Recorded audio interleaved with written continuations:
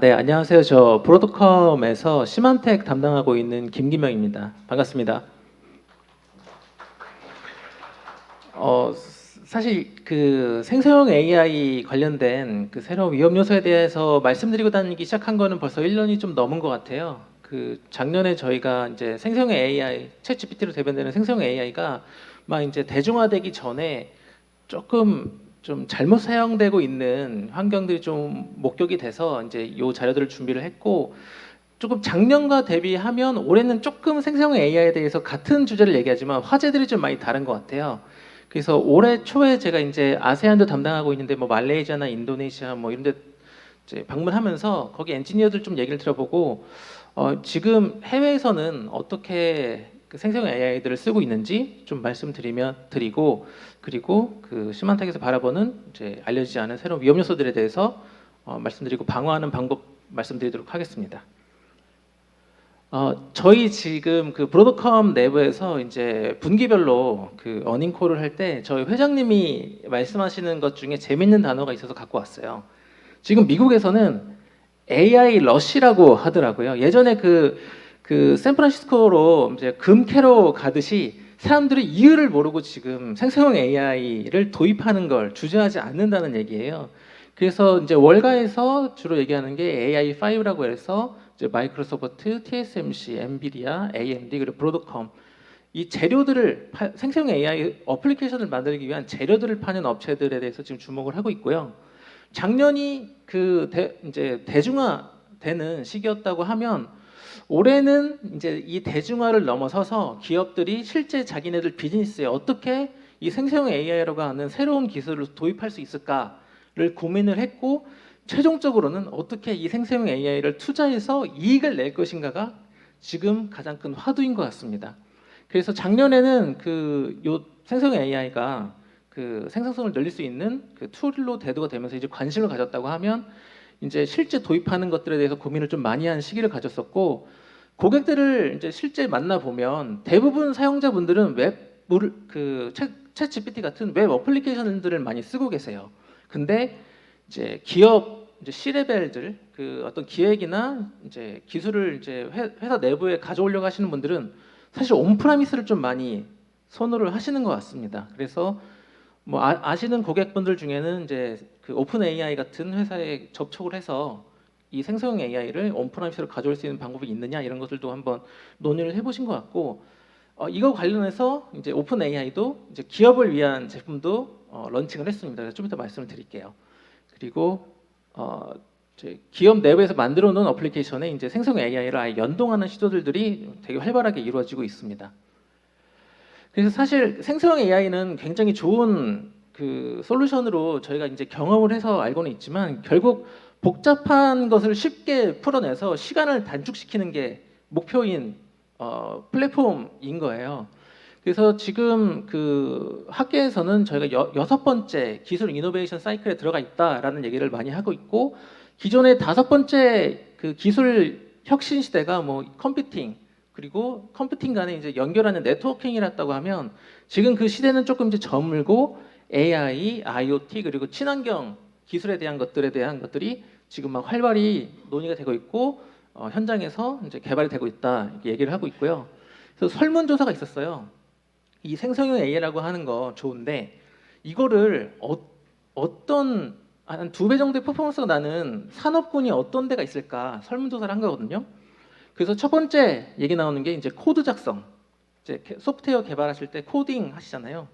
그 코드 작성하는 게 가장 큰 영향을 받을 것이다라는 설문조사가 나왔고, 그 뒤에 뭐 컨텐츠 생성, 뭐 마케팅 카피, 그리고 저희 챗봇 요즘에 많이 하시잖아요. 예전에는 전화하면 이제 ARS 같은 것들 넘어갔는데 요즘에는 문자 주고 거기서 이제 클릭해서 넘어가는 형식으로 보는 그런 형식으로 좀 많이 넘어가는 추세예요. 그게 이제 챗봇 사용한 고객 질문 답변, 그리고 뭐 이제 기사 쓰는 그런 작업들, 컨텐츠 작성하는 것들, 그런 산업들에서 이제 생성형 AI들을 많이 도입을 할 것이다, 영향을 많이 받을 것이다라는 조사 결과가 있습니다. 그래서 최소 33% 이상의 그 생산성이 향상될 거라는 지금 설문조사 그리고 결과들이 계속 나오고 있는 상황이라고 보시면 될 것 같아요.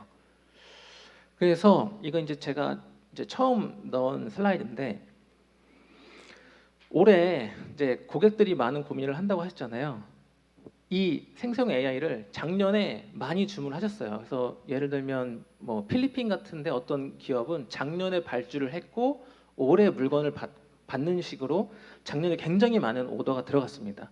그런데 오더를 하고 이제 물건이 오는데 이거를 실제 투자한 거에 대해서 이익을 어떻게 내냐는 거예요. 그래서 제가 이제 리서치를 좀 하다 보니까 요 이제 월마트 케이스는 그 하버드 비즈니스 스쿨에서 나온 레포트를 기반으로 해서 말씀드린 거예요. 제가 학교 공부하면서도 접한 내용인데 재밌어서 갖고 왔거든요.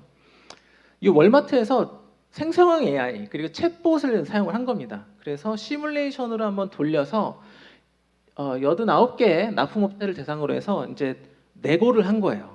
물건을 뭐 예를 들어서 커피 원두를 구매해야 된다. 아니면 뭐 침대 이런 것들을 구매해야 이제 월마트는 재판매를 할 거잖아요. 이제 그런 내고를 한 겁니다. 89개의 납품업체 대상으로 해서 이제 챗봇을 돌렸는데 64%가 계약까지 갔다는 거예요. 실제로 챗봇을 통해서 계약을 하라고 프로그램을 해서 돌렸더니 실제 계약이 만들어진 겁니다. 근데 그 결과가 괜찮다는 거예요. 1.5%의 구매 원가가 절감이 됐다고 보고서에 써 있습니다. 그리고 대금 지급일이 35일로 평균화되어 있대요. 그래서 그거를 가지고 제가 한번 역산을 해본 겁니다. 그러니까 예를 들어서 $1 million, 그러니까 1,000원 그 환율로 환산을 하면 10억을 예를 들어서 89개 업체에서 구매를 한다고 생각을 해본 거예요. 근데 64 다는 도달 못했고 64%만 계약했다 그랬잖아요. 그래서 64%. 원래 AI를 쓰지 않으면 요 금액으로 다 이제 구매를 해야 되는 겁니다. 근데 1.5%의 디스카운트를 받았다 그랬잖아요. 그래서 여기는 이제 디스카운트된 금액이고요. 원래 구매하려던 그 예상되는 비용에서 AI를 쓴 구매 실제 가격을 빼면 $9,600가 나오는 겁니다. 그러니까 예를 들어서 지금 89개의 납품업체이니까 그런 거지. 지금 10억 쓴다고 했을 때 한 1,000만 원 정도 아끼는 거예요. 근데 실제 제가 파이낸셜 리포트를 보면 월마트는 조 단위로 구매를 하거든요. 근데 이게 벌써 2020년도의 레포트 기준으로 해서 나온 결과입니다. 지금은 더 많이 적용을 했겠죠. 그래서 사면 살수록 챗봇을 통해서 계약을 하면 원가 절감 효과가 있고요. 그리고 제가 대금 지급일도 이제 조금 포커싱을 했던 게 뭐냐면 5일 늦춘다는 건 5일 자기네가 캐시를 갖고 있을 수 있다는 얘기예요.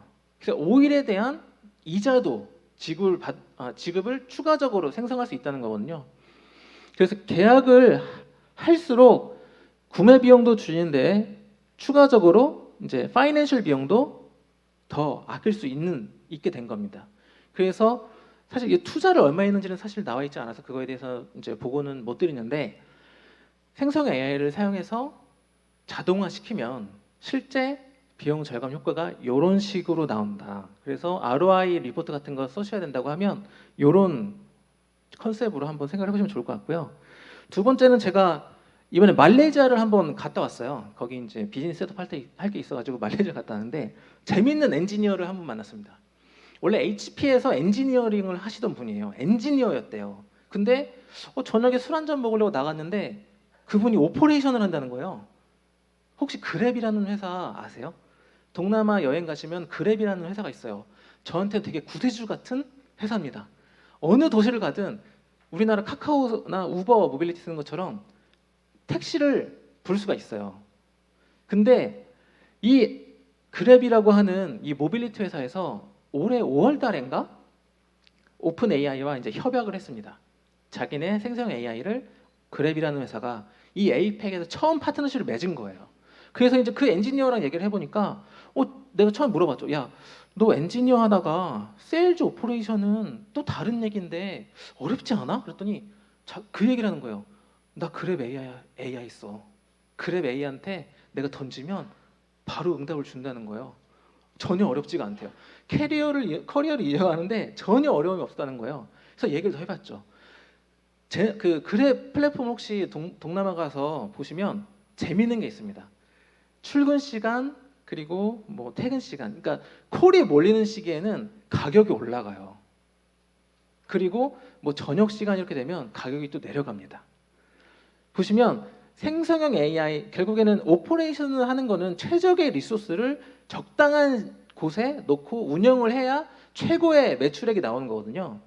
근데 지금 그랩은 이미 데이터가 있는 거예요. 드라이버 수 있죠. 수요 콜 있죠. 앱 있죠. 거기다가 뭐 원가, 뭐 이 나라의 소득값, 그로스 GDP 그로스 다 있어요. 근데 그거를 최적의 알고리즘으로 해서 계산해 주려면 예전에는 엑셀 이렇게 넣어가지고 솔버 이런 거 있거든요. 핵값 찾기 매번 눌러가지고 1시간에 한 번, 뭐 15분에 한 번 이렇게 해서 수동으로 넣었어야 되는 거예요. 근데 지금 생성의 AI는 API로 다 통신하거든요. 데이터만 긁어와서 넣어주면 리스폰스 바로 나옵니다. 그거 어디에 넣어야 되는지 다 알잖아요. 그렇게 자동화하는 거예요. 그렇게 해서 최대 맥시마이즈된 프로핏을 만드는 겁니다. 재밌지 않아요? 그러니까 지금 보시면 예제들은 한국은 대부분 요렇게 쓰고 계세요. 뭐 비디오 만들고 뭐 이미지 만드는 겁니다. 퀄리티 좋습니다. 한 달에 $20만 내면 원하는 만큼 찍어낼 수 있어요. 왼쪽은 해리포터하고 어떤 이제 유튜버가 만든 거예요. 이 생성형 AI 동영상 만드는 플랫폼에다가 해리포터하고 발렌시아가라고 하는 브랜드 이미지를 몇 개 넣어놓고 돌린 거예요. 근데 퀄리티 괜찮아요. 재밌어요. 혹시 유튜브 이런 데 들어가셔가지고 해리포터 발렌시아가 치시면 해리포터인데 옛날 뭐 헤르미온느 뭐 이런 친구들 나와가지고 발렌시아가 옷 입고 막 움직여요. 되게 자연스러워요. 재밌어요. 한번 보세요. 그리고 왼쪽은 제가 이번에 처음 넣은 건데 이건 나사의 케이스입니다. 나사에서 이제 비행선 부품을 디자인하는 엔지니어가 있어요. 근데 어떤 요구사항이 있었냐면 뭐 비행선 아시잖아요. 우주에 나가면은 엄청 스트레스풀한 환경에 노출돼야 되고 그리고 부속을 만들려면 막 이상한 막 부속 만들어야 되거든요. 그 요구사항이 이거였대요. 아래는 3개의 볼트를 꽂고 위에는 4개의 볼트를 꽂아서 2개의 판을 고정시킬 수 있는 탄성이 어느 정도 되는 부품을 만들어줘 했는데 2주가 됐는데도 이게 좀 디자인도 조금 이상하고 좀 탄성도 조금 못 버티고 막 그랬대요. 근데 생성형 AI를 이제 나사에서 쓰게 되면서 거기 한번 돌려본 겁니다. 근데 디자인이 이렇게 나왔어요. 디자인도 좀 괜찮지 않아요? 디자인 괜찮지 않아요? 그러니까 나사 내부에서는 이런 얘기 하는데요. 이거 조금 에일리언 뼈다귀 같은데 근데 모양은 좀 괜찮네. 이렇게 얘기하면서 탄성이 10배 좋대요. 그러니까 나사에서 일하는 엔지니어들 되게 하이 스펙의 고임금의 노동자들이거든요. 근데 그 사람들이 2달 동안 뭐 2주 동안 디자인한 것보다 10배의 스트레스 강성이 좋다는 겁니다. 1시간, 2시간 내에 이미지 뽑아냈고요. 2주 동안, 한 주 동안 프로토타입 만드는 거예요. 그러니까 한 주 요 정도 걸려서 이런 거 프로토타입 만들어서 테스트 해보는 겁니다. 아까 말씀드렸죠? 뭐 2주, 2달 그래 했는데 원하는 조건에 안 나왔어요. 근데 시간을 한 주로 줄인 겁니다. 그럼 남은 2달, 뭐 한 달, 3주 그 엔지니어들 다른 거 하면 되잖아요. 생성 AI는 그런 겁니다. 이 코드 제너레이션도 되게 잘해요. 이건 뭐 제가 공부하면서 뭐 한번 던져봤던 건데 제 친구 중에 한 명이 이런 친구가 있습니다. 개발을 해요. 게임을 기획부터 해서 개발해가지고 퍼블리시까지 하는 친구예요. 예전에는 그 친구가 1인 기업을 하면 최소 7명을 뽑았어야 됐대요. 근데 지금은 아무도 안 뽑는답니다. 챗 GPT 가는 거예요. 그 친구 이미 다 아키텍처랑 디자인 다 돼 있어요.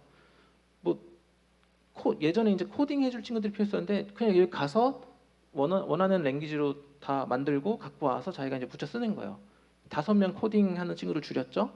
디자인 2명, 5명은 코더, 2명은 디자이너였어요. 2명은 이제 디자이너인데 아까 보셨죠? 이미지 잘 만들어줘요.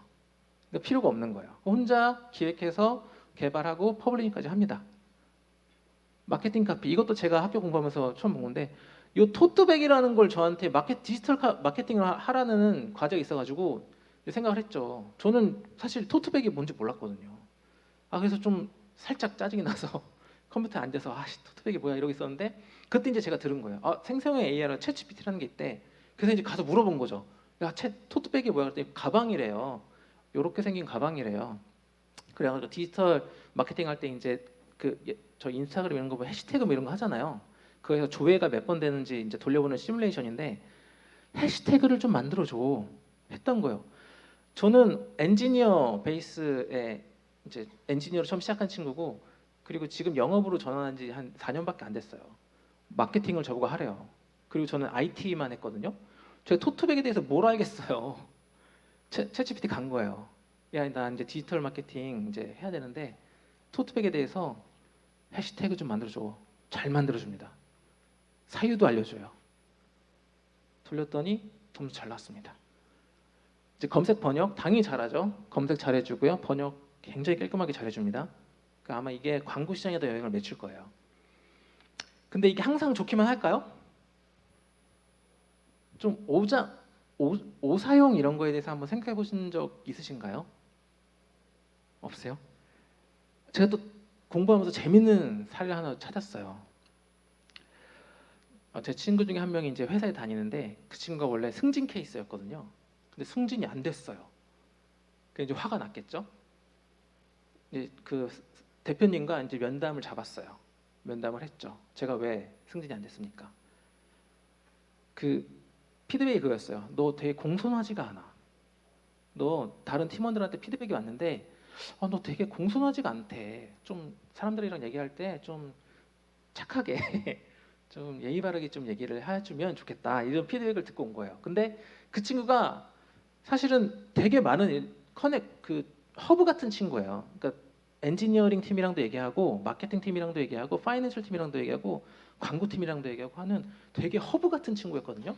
근데 그 친구가 그 대표님과 미팅을 하고 그 피드백을 들었다는 걸 듣고 와서 어떻게 챗GPT를 썼는지 아세요? 미팅을 할 거잖아요. 미팅 요약을 싹 써요. 그리고 그 미팅 요약을 가지고 뭐 엔지니어링 팀, 뭐 소스 코드 조절해야 되는 게 있으면 그쪽으로 보낼 거고, 마케팅 팀에 협력이 필요한 게 있으면 그쪽으로 보낼 거잖아요. 보내기 전에 이제 그 친구 생각을 하는 거죠. 내가 공손하지 않다고? 챗GPT로 가요. 카피 앤 페이스트, 드래프트 쓴 거 카피 앤 페이스트해서 챗GPT에 딱 놓고 명령어 한 줄을 추가합니다. 공손하게 써줘. 쫙쫙쫙쫙 나와요. 거기 중에 쭉 읽어보고 이게 좀 괜찮은 것 같아 라고 하면 카피 앤 페이스트해서 싹 보냅니다. 괜찮을까요? 다음이에요. 이거는 이제 모 기업의 사례인데 디버깅도 잘해줘요. 소스 코드를 이제 자기가 그러니까 학교에서 공부할 때 교수님이 어떤 얘기를 하시냐면 지금이 컴퓨터 랭귀지 배우기에 가장 좋은 시기래요. 책 펴서 헬로우 블라블라블라 안 읽어도 돼요. 가서 코딩 대충 한번 해보고 했는데 디버깅은 안 되잖아요. 그럼 챗GPT 가요. 가서 물어보면 돼요. 야, 어디가 잘못됐어? 좀 지적해줘. 그럼 디버깅도 해주고 옵티마이징도 해줍니다. 어떤 사원이 소스 코드를 싹 다 올리고 옵티마이징 해줘 한 거예요. 괜찮을까요? 사례가 있습니다. 이게 작년에 제 시점으로는 작년 5월 달에 이게 대중화됐다고 보거든요. 작년 5월 달에 모든 사람들이 이 생성의 AI에 대한 퀄리티와 그 힘을 다 느낀 거예요. 근데 그 뒤에 이제 기사가 나왔더라고요. 네.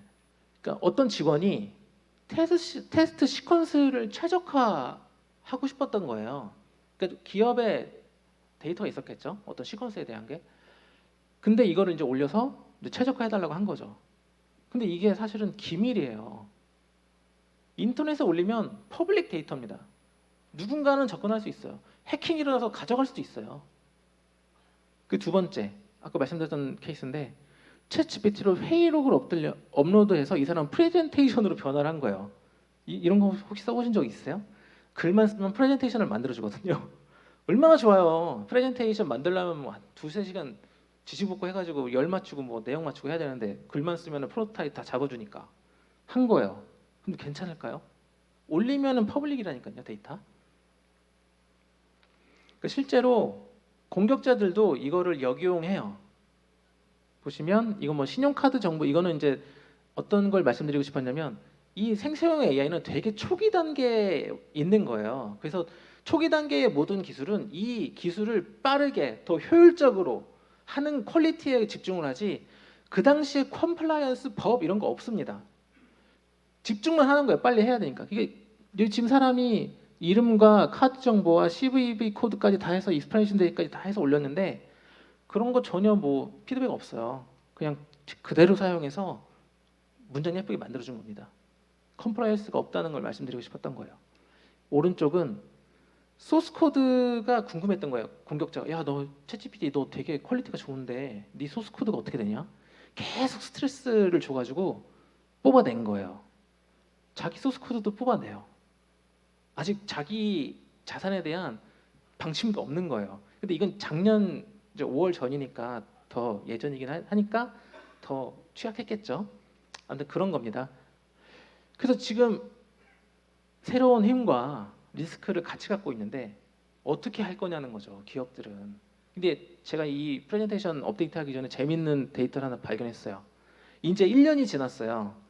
27%는 임시 차단하고 있대요. 근데 나머지 13%는 오픈을 해놓은 거예요, 지금. 근데 이걸 알고 오픈해 준 건지 모르고 오픈해 준 건지는 모릅니다.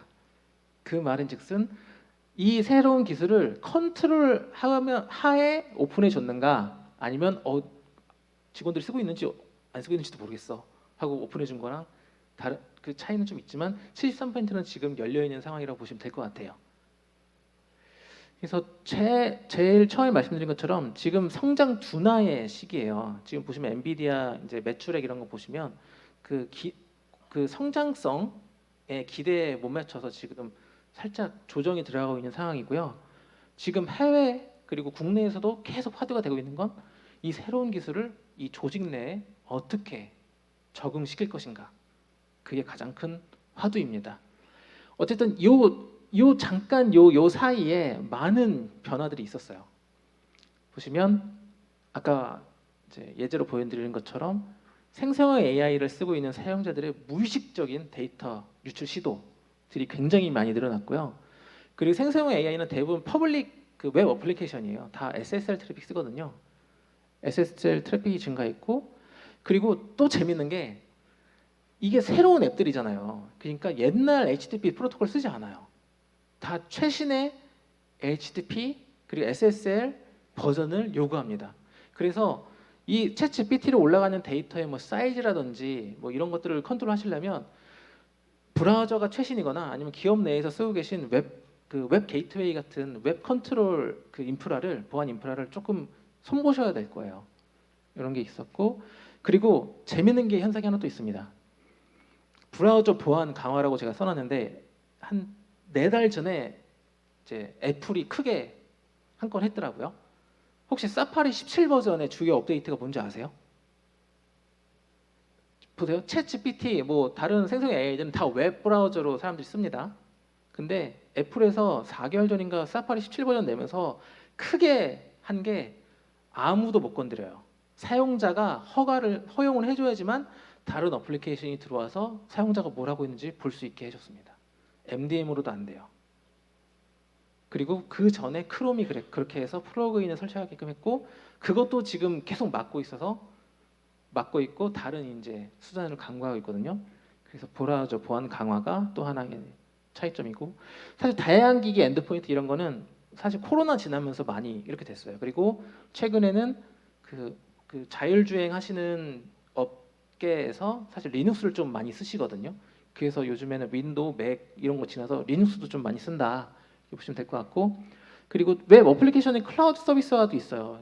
예전에 그냥 대부분 기업이 그때 클라우드가 한창 유행할 때는 클라우드 앱을 바로 냈거든요. 근데 챗 GPT 같은 경우에는 웹 어플리케이션을 이제 오픈했다가 기업의 요구가 들어오니까 웹 어플리케이션을 클라우드 앱처럼 만들어서 기업용 앱을 만들어 버렸어요. 챗 GPT 엔터프라이즈라고. 그래서 조금씩 변하고 있다. 그리고 이게 영향을 미쳤다 보시면 될 것 같고, 이건 이제 설명을 한 거고요. 다양한 디바이스 업데이트 계속되고, 그래서 2013년에 대비하면 IT 모바일 기기 관리하시는 분들이 한 7배 업무로드는 늘어났어요. 되게 힘드세요. 그리고 계속 SSL 트래픽 증가하고 있고요. 그리고 클라우드 어플리케이션들 기업이 모르는데 사용자들이 쓰고 있는 앱들이 많이 있고 좀 그런 상황이고요. 그래서 지금 제가 그냥 사방표로 한번 그려봤어요.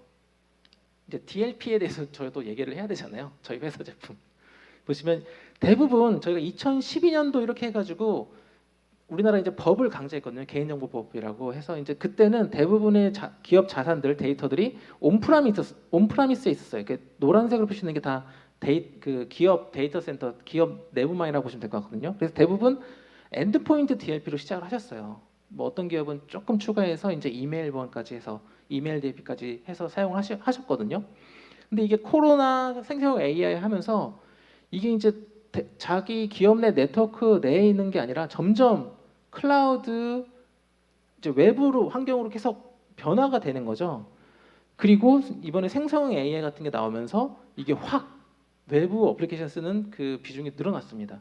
그래서 지금 보시면 엔드포인트에 브라우저에 컨트롤 못하게 하는 것들이 굉장히 많잖아요. 그래서 웹 트래픽을 감독하기 위한 별도의 솔루션이 필요하다라는 걸 말씀드리기 위해서 여기다 이제 SWG, 시만텍 웹 게이트웨이하고 웹 DLP를 지금 포지셔닝 해놓은 거고요. 그래서 기존의 엔드포인트와 이메일 보안을 쓰고 계신 고객이라고 하면 지금 생성형 AI나 이런 것들에 대해서 컨트롤하기 위해서는 웹 게이트웨이와 웹 DLP를 고민을 하셔야 돼요. 기업이 반드시 모든 자산이 데이터 센터 내에 있어야 된다고 하면. 근데 이게 아까 말씀드렸던 것처럼 챗 GPT 엔터프라이즈처럼 점점 기업형 네트워크로 서비스 모델을 바꾸고 있거든요. 그 말은 지금 저희가 챗 GPT 들어가서 쓰는 거는 그냥 SSL 트래픽만 까보면 평문 데이터가 나와요. 그래서 그걸 가지고 웹 DLP에다가 던져서 야 여기 회사 기밀 사양이 있어 없어만 검사하면 됐었거든요.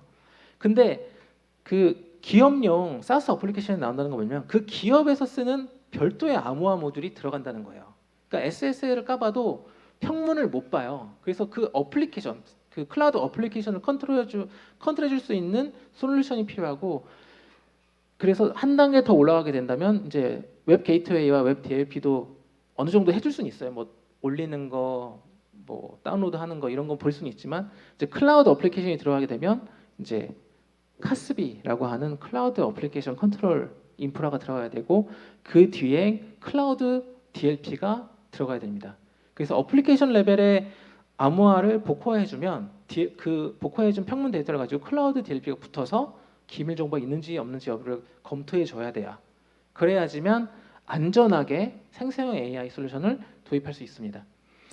여기까지 다 하시고 지금 GTNA 이런 거 얘기 많이 하잖아요. GTNA는 사실 이 솔루션을 다 구비하고 있고 자기네 이제 쓰고 있는 어플리케이션을 이게 클라우드에 있든 회사 내 데이터 센터 내에 있든 인증만 받고 뭐 아무런 에이전트가 없는 뭐 엔드포인트 에이전트가 없고 뭐 VPN도 쓰지 않는 기기한테 오픈해 주는 게 GTNA거든요. 그때는 저희가 이제 미러 게이트웨이나 이제 시큐어 액세스 클라우드라고 하는 이제 별도의 솔루션을 둬서 이제 아무런 VPN이나 에이전트가 없는 디바이스에도 회사의 어플리케이션을 오픈해 주는 작업들도 같이 고민을 해줄 수 있습니다. 그래서 90도 돌려본 거예요. 1단계는 DLP 엔드포인트라고 말씀드렸죠. 그리고 중간에 이제 브라우저에 대해서 다른 어플리케이션이 후킹해서 사용자 행위 못 보게 하는 건 아마 구동 모델로 나올 겁니다. 아마 사파리 엔터프라이즈, 뭐 크롬 엔터프라이즈 이런 식으로 이미 기술이 런칭이 된 것도 있고 기획하고 있는 것들도 있을 거예요. 돈을 내면 니네 기업의 사용자가 브라우저 어떻게 쓰는지 내가 보게 해줄게. 이제 브라우저 벤더들이 그 작업들을 할 거예요. 그래서 중간에 이것도 한번 고민해 볼 수 있을 거고, 웹 트래픽을 위한 이제 전용 솔루션 웹 게이트웨이하고 웹 DLP 고민하셔야 되고, 그렇게 해서 우리 진짜 이제 클라우드 앱도 쓸 거다 그러면 카스비, 그리고 클라우드 SOC하고 이제 DLP, 클라우드 DLP까지 고민하셔야 됩니다. 거기까지가 3단계예요. 그리고 우리는 이제 기업 출근 안 해도 돼, 다 재택근무해도 되고 해외 어디 출장 가서도 막 우리 거 써도 돼라고 하면 이제 GTNA로 넘어가는 거거든요. VPN 안 붙어도 돼요. 클라우드 앱이다 그러면 앞에 미러 게이트웨이 쓰면 됩니다. 요 인프라 그대로 해서 엔드포인트 빼고 요거 그대로 있거든요. 뒤에 미러 게이트웨이는 우리가 유튜브 보는 것처럼 그냥 그 스트리밍으로 어플리케이션을 본다는 거예요. 그래서 스트리밍해서 해서 보면 요 뒤에서는 사실 보안 행위들을 저희 인프라가 다 해주고 있는 거죠. 우리는 클라우드 앱만 말고 이제 우리 진짜 데이터 센터 내부에 있는 것도 그냥 VPN이나 이런 거 없이 오픈할 거야라고 하면 시큐어 웹 게이트웨이, 시큐어 액세스 클라우드를 사용하시면 저희가 컨테이너를 하나 드리거든요. 그러면 그거를 DMZ 요청해 놓으시고 설치하시고 어플리케이션들을 그대로 붙이시면 돼요. 그러면 저희 그 컨테이너가 외부의 클라우드 콘솔에 붙어 있어가지고 사용자는 거기서 또 스트리밍 형식으로 이제 계정 그 인증 받아서 회사 내부에 있는 어플리케이션 쓸 수 있게 해줍니다. 그래서 지금 뭐 학교는 학생들은 사실 언노운 유저잖아요. VPN을 붙여줄 수도 없고 그런 데들은 이런 거 좀 고민해 볼 수 있는 상황이에요. 그래서 이건 구성도고 이제 DLP 엔드포인트 외에 웹을 위한 전용 솔루션을 넣는 거고요. 저희가 올해 초에 그 생성형 AI만을 위한 이제 카테고리 웹 URL 카테고리 만들었어요. 그래서 요 카테고리를 조건값으로 넣어서 추가 정책을 넣으실 수 있거든요. 그래서 그 정책 만드시는데 간단하게 할 수 있도록 제품을 개선했다. 그리고 이게 저희가 지금 이 라이센스인데 되게 간편화했어요. 예전에는 다 쪼개서 샀어야 되거든요. 근데 시만텍을 브로드컴이 인수하고 나서 모든 클라우드 인프라는 구글 클라우드 플랫폼에 올려놓고 라이센스 체계를 되게 간편화했습니다. 그래서 2단계는 웹 프로텍션하고 DLP만 사시면 되고요. 온프라미스를 생성하시고 싶으신 분들은 어플라이언스 사시면 되고 아니면 가상화해 하셔도 됩니다. 배포 모델은 편하게 하시면 되고요. 그리고 이제 우리 기업이 클라우드 앱도 쓸 거야라고 하면 카스비와 DLP 클라우드 고민하셔야 되고 저희가 이제 지원하는 앱은 46,000개 이상의 클라우드 앱을 지원합니다. 뭐 인라인 그리고 후처리하는 거 모두 포함해서요. 그리고 이제 라이센스는 이거는 클라우드 앱을 컨트롤하고 싶다라고 하시면 그냥 시만텍 DLP 클라우드만 사시면 카스비하고 클라우드 DLP 같이 드리거든요. 그래서 클라우드 앱을 쓰신다고 하면 DLP 클라우드만 사시면 되고요. 그리고 GTNA 아까 이제 설명을 좀 드렸었는데 사용자 인증하면 어플리케이션에서 이제 사물 프록시로 던지고 인증받고 나면 이제 미러 게이트웨이로 와서 동일한 보안 기능 수행한다. 그리고 내부 데이터 센터에 있는 거는 SAC만 이제 DMZ 같은 데 놓으시면 얘는 이제 아웃바운드로 저희 포탈로 연결돼 있고 얘네는 이제 서로 통신한다. 이렇게 돼 있는 구성이라고 보시면 될 것 같습니다. 그래서 클라우드 앱을 언매니지 디바이스는 이제 네트워크 프로텍션을 사시면 되고요.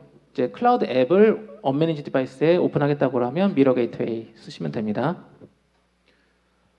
저희는 다양한 탐지 엔진으로 이제 소스 코드 포함한 정형, 비정형 데이터 탐지하는 DLP 솔루션이고요. 많은 곳에 저희 디텍팅 탐지 채널을 배포할 수 있습니다. 그리고 마이 데이터 고민하시는 이제 기업 같은 경우에는 저희가 API로 왔다 갔다 하는 것들도 검사할 수 있거든요.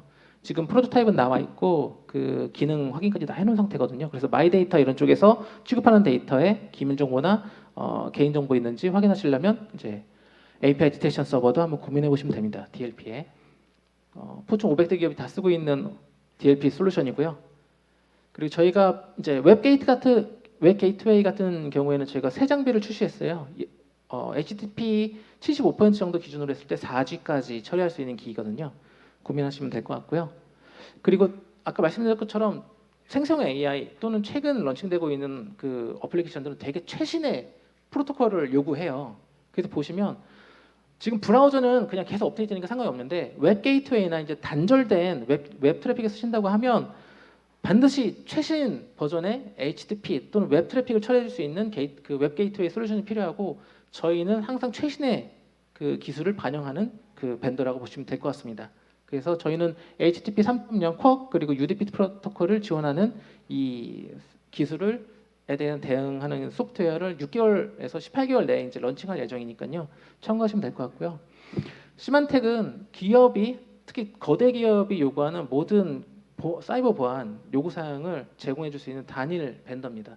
보시면 온프라미스부터 클라우드까지 배포 유형도 자유롭게 사용할 수 있거든요.